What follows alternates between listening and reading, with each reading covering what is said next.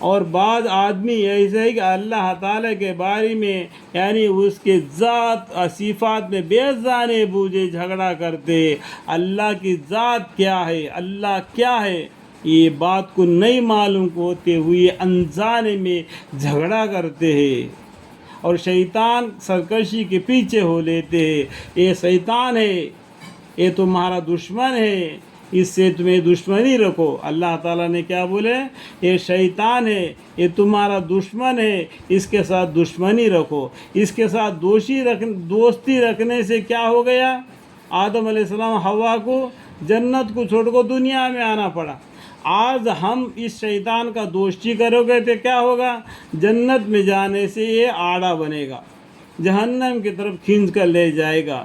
تو اس ٹائم پر کہے گا دیکھو میں نے آپ سے وعدہ کیا تھا اللہ کے بندوں کو میں گمراہ کروں گا، دیکھو میں نے کتنا آدمی کو گمراہ کیا۔ اس ٹائم پر اللہ کا گروہ زیادہ ہوگا یا شیطان کا گروہ زیادہ ہوگا؟ اندازہ لگاؤ آج دنیا میں کس حالت میں آج ہم لوگ ہیں۔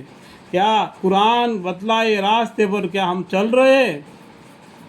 ہم کیا بولتا ریتی رواج بولتے ہیں نا، تو ہمارے بزرگوں نے دین اسلام کے بارے میں اس طریقے سے کر کے گئے تھے تو ہم اس طریقے سے کر رہے۔ شادیاں کرنا اور کیا کیا سب کچھ قرآن میں سمجھا دیا، پھر بھی کیا ہم اس طریقے سے چل رہے؟ کیا سمجھو، جس کی نسبت خدا کے یہاں سے یہ بات لکھ جا چکی ہے کہ جو شخص اس کے تعلق رکھے گا، دیکھو اللہ تعالیٰ نے لکھ کے رکھ دیے لوح محفوظ میں بھی اور قرآن میں بھی، یعنی جو شیطان کا تابع ہوگا اس کے ساتھ تعلق رکھے گا، اس کے ساتھ دوستی رکھے گا، یعنی اس کا اتباع کرے گا، تو اس کا کام ہی یہ ہے کہ وہ اس کو راہ حق سے بے راہ کر دے گا۔ کیا بولتا ہے شیطان؟ اس کو راہ حق یہدنا الصراط المستقیم سے ہٹا کر بے راہ کر دے گا۔ چاروں راستے ہیں، ایک راستہ ہے کعبہ کو جانے کا، 3 راستے الگ الگ ہوتے ہیں۔ آپ کو سوچ سمجھ کر قدم اٹھانا ہے، کعبے کا راستہ کدھر ہے، قبلے کی راستہ کدھر ہے، یعنی شیطان کے تابع بن کر اندھا بن کے شیطان کے ساتھ وسوسے میں نہیں پڑنا۔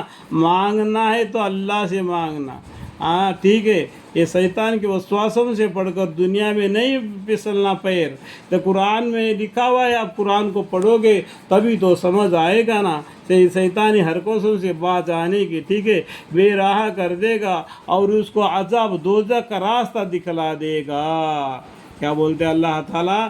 شیطان تم کو عذاب دوزخ کا راستہ دکھلا دے گا، جیسا کہ تمہارا دادا دادی کو جنت سے باہر نکال دیا، کیسا؟ ننگا کر کے، اور تم کو بھی جنت میں جانے سے آڑا بن گیا۔ یہ تمہارا دشمن ہے، اس کے ساتھ تم دشمنی ہی رکھو، اس کو دوست مت بناؤ۔ اس طریقے سے اللہ تعالیٰ قرآن کے ذریعے ہمیں آگاہ کر رہے، بتلا رہے، پھر بھی نہیں مارے گا تو نقصان کس کا ہے؟ خود اندازہ لگاؤ۔